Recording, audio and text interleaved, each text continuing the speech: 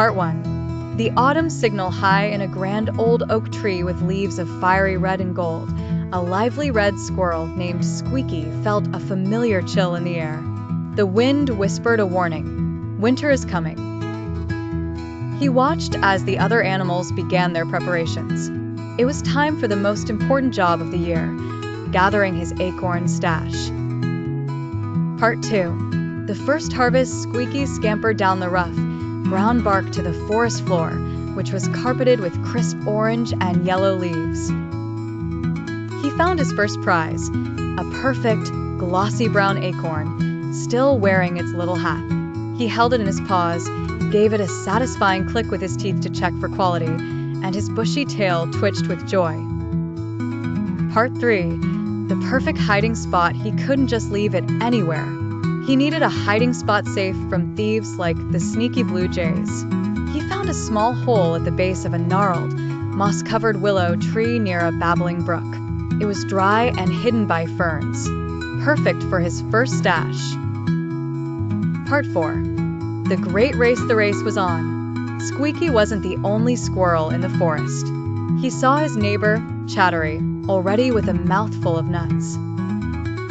Squeaky darted up and down trees, his little heart pounding, collecting acorns twice as fast.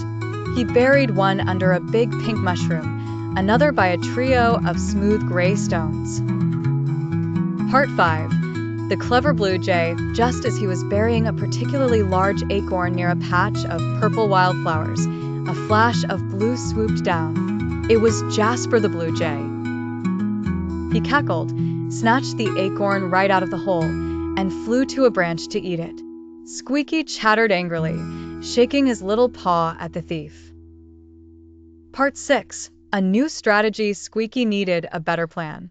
He couldn't guard every spot at once.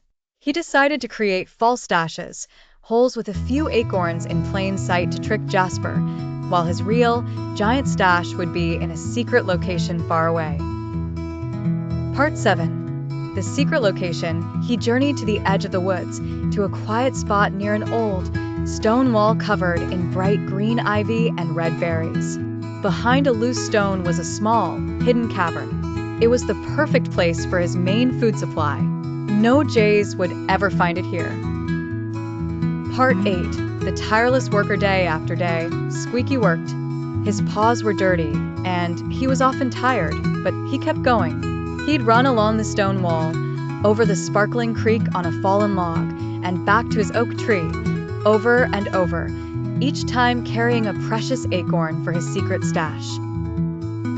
Part 9. The first snowflake. One morning, Squeaky woke up to a magical sight.